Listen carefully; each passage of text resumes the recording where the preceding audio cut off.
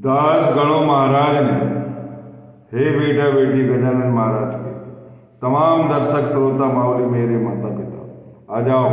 21वें अध्याय प्रारंभ हो रहा है और प्रारंभ द्वार पर ही मैं तुम्हारे चरणों का अभिषेक करता हूँ, पूजन करता हूँ, विजय तिलक लगाता हूँ और तुम्हारे लिए यह प्रेम अंतिम कथा 21वें अध्याय की कह रहा हूँ। 21वां अध्याय प्रारंभ हो रहा है। मैं फिर से सबको नमन करता हूँ। हे बेटा बेटी, दास गणों महाराज ने 21वां अध्याय लिखते हुए कहा कि मैं पापी और पापी तापी को आप ही लोग संभालते हैं। पापी दल का परम शिरोमणि, सच में कुटिल महाखल कामी, मत ठुकराना अंतर्यामी, दोषी रहा कैसा भी लोहा, पारस स्वर्ण बनाता चोखा, नाला मल से भरा अपावन, सुसरिता करती है पावन। मेरा मन अति कुलस भरा है, माँ तेरा मन अति दया भरा है। गुरु को माँ कहा है। पापी रहा प्रभु तब दास, होता आपका ही उपहास। सदगुरु तेरी तभी बढ़ाई, त्यागेगा मन जब सतत बुराई। कस्तूरी का साथ मिले, अति धागे का मोल मिले। सुरभित सुमनों का साथ मिले, धागे का भी सब समसुरभि मिले, धागे को भी समसुरभि मिले। बुरा सुदेखन मैं चला, बुरा न मिलियो कोय, जो तन खोजा आपनो, मुझसे बुरा न कोय। हे प्रभु, जो ऐसा मन में सोच विचार कर आपकी आराधना करता है, आपका मन जो है अत्यंत प्रसन्न हो जाता है और पापी तापियों के कारण ही आपका बोलबाला है। अगर हमसे गलतियां नहीं होती, पाप नहीं होते, हम नहीं चाहते कि हमारे से गलती हो, पाप हो, फिर भी जाने अनजाने में कुछ ना कुछ तो हो ही जाता है। और ये इसलिए हो जाता है कहीं आपके अस्तित्व में, आपके गौरव पे कोई धब्बा ना लगे और आपका बोलबाला बना रहे। और संसार में ये पाप मुझे लगता है कि आप ही करवाते हैं, जिससे ये पापी पश्चाताप करने के लिए आपके चरणों पर गिरे और आपका बोलबाला बना रहे। मैं तुम्हारे द्वार पर हूं, मेरी रक्षा कीजिए। और इस 21वें कलशो अध्याय को जो समाप्त हो रहा है, इसमें त्रिविध संकट सबके दूर हो जाए, ऐसी प्रार्थना मैं आपसे करता हूँ। हे बेटा बेटी, ध्यान पूर्वक इस कथा को सुनिए। बहुत ही मार्मिक कथा है।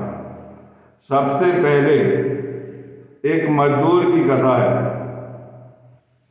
जब मंदिर बन रहा था, शिखर तक पहुंच चुका था और मिस्त्री जो है शिखर पे काम कर रहा था और मजदूर जो है उसे पत्थर दे रहा था।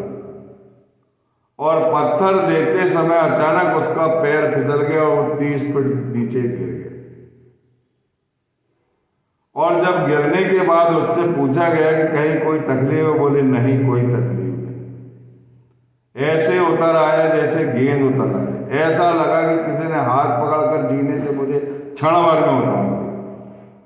गजानन महाराज अपने अस्तित्व पर धब्बा नहीं लगने देना चाहते थे। ऐसा सभी लोगों ने माना। जो गजानन महाराज का मंदिर बना रहा है, उस पर इतनी बड़ी दया, जो 30 फीट ऊपर से नीचे गिर गया, तब भी उसे कुछ नहीं लगा। और जब नीचे उठा तो ऐसा लगा कि कोई मुझे उठा रहा। वो गजानन का भक्त नहीं भी था, क्योंकि उसके अंदर थोड़ी ज्ञान की कमी थी, मजदूर आदमी था, लेकिन श्रद्धा भाव जरूर रहा होगा। गजानन महाराज ने उसे हाथ पकड़कर नीचे ले आए और वो उसका जीवन बच गया। इसके बाद एक और राजपूत महिला जो राजस्थान की, बहुत परेशान थी भूत बाधा से, बहुत तकलीफ थी उसे, भूत पिशाच बाधा थी उसे।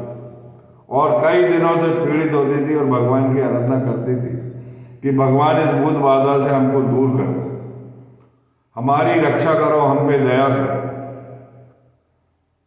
भगवान दत्तात्रेय जो चतुर्वर्गा अवतार है, सतयुग द्वापर त्रेता सब में वो रहे हैं और कलयुग के तो प्राणाधार। उन्होंने स्वप्न देकर कहा कि तुम सेगांव रामनवमी उत्सव में जाओ, वहां दर्शन करते हुए तुम्हारी पिशाच बाधा भूत बाधा दूर हो जाएगी। बेचारी वहां आई, रामनवमी के उत्सव की तैयारी चल रही थी, सभा मंडप बन रहा था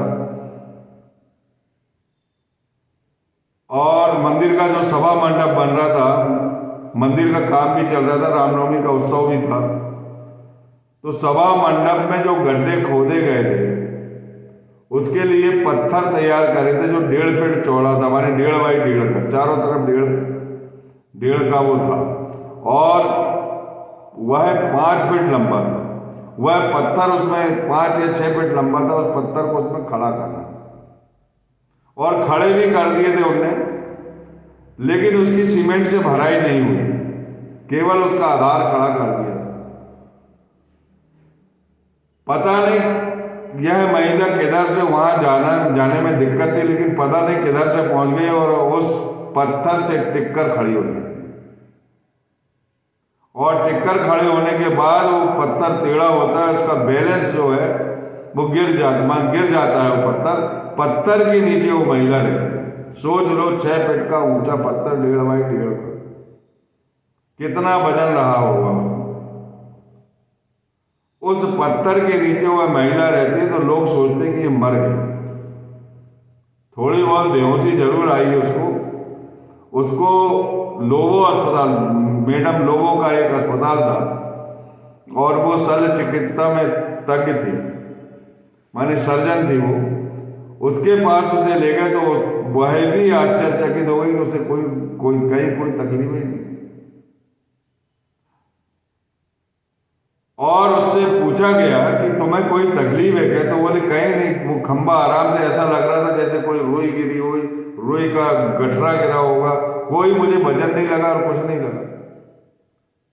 उसने मन ही मन सोच ली कि ये भूत बाधा दूर करने के लिए लोगों को बताई, अपना दृष्टांत बताई कि मैं जब राजस्थान में थी, भूत पिशाच बाधा में थी और भगवान से प्रार्थना करते थे हमारे घर के सभी लोग, तो भगवान दत्तात्रेय ने मुझे स्वप्न में कहा कि तुम रामनवमी उत्सव में जाओ, तुम्हारी भूत बाधा दूर हो जाएगी, पिशाच बाधा दूर हो जाएगी। और मैं अपने 2 बच्चों के साथ ही आई, मेरे बच्चे बाजू में खड़े हैं और मैं इस खंबे से टिककर खड़ी हो गई और इस खंबे के नीचे गिर गई और खंबा मेरे ऊपर गिर गया।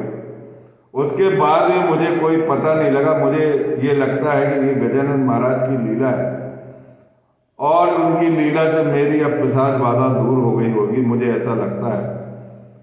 यह दृष्टांत सुनकर, यह उदाहरण सुनकर सभी लोग बड़े आश्चर्यचकित हुए, सबका मन द्रवित हुआ और सब गजानन महाराज की जय जयकार करने लगे।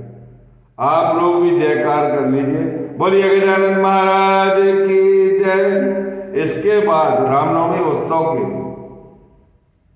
उत्सव की तैयारी चल रही थी, लकड़ी खोलने का काम चल रहा था। उत्सव संपन्न हो गया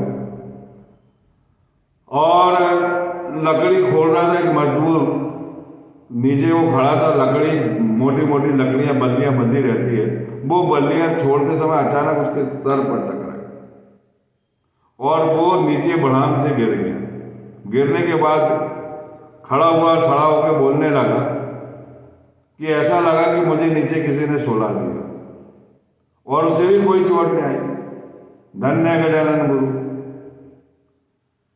अब इसके बाद एक और कथा आती है रामचंद्र पाटिल की। रामचंद्र पाटिल कृष्णा पाटिल का नाम।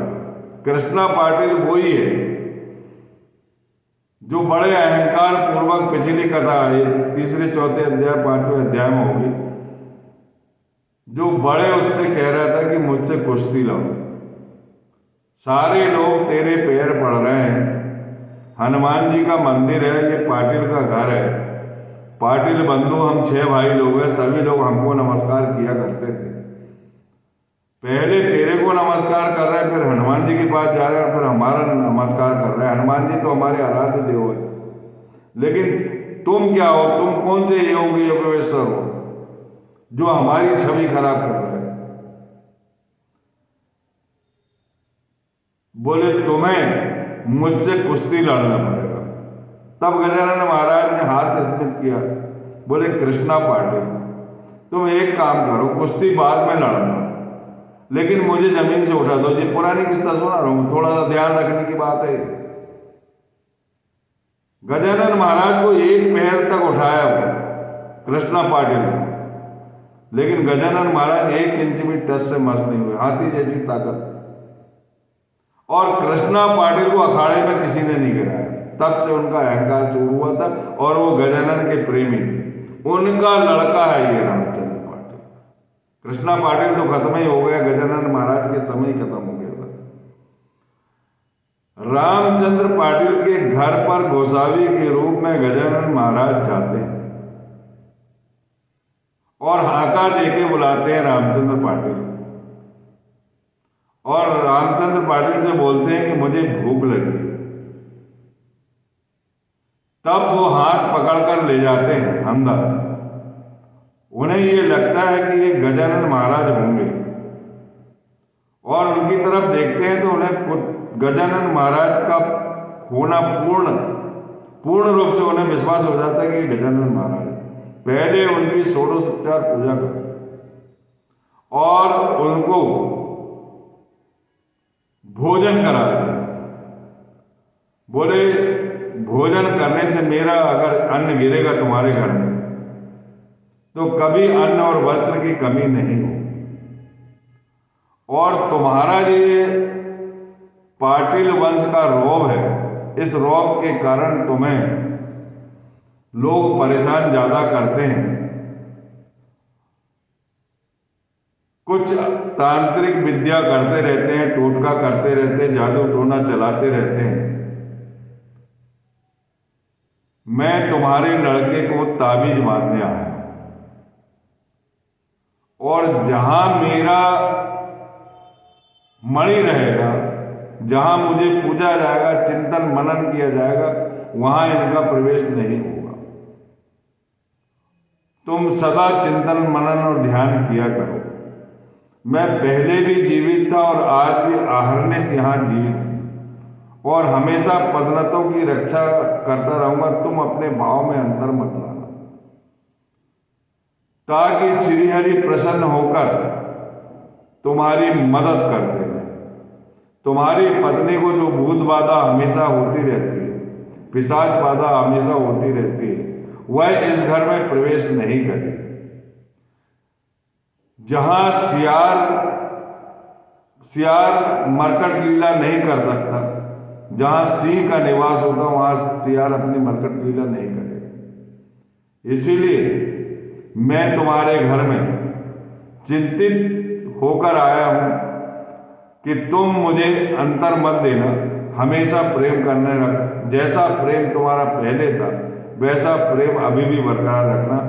तुम्हारे घर में धन दौलत की अपार वर्षा होगी, धन दौलत की कभी कोई कमी नहीं होगी, लेकिन जो अहंता तुम्हारे अंदर है इसको लेस मात्र भी अपने हृदय में मत रखना। सन्नीति अपनाना, छोटा बड़ा सबसे मृदुल स्वभाव रखना और सबसे भाईचारा रखना। हमेशा भेद दृष्टि जो है वो भगवान से दूर करती है, इसीलिए भेद दृष्टि नहीं रखना, सबसे प्रेम करना। और ये प्रेम बंधन जो है वो हमेशा अमर रखना। मैं तुम्हारे यहाँ अहर्निश वास करूंगा।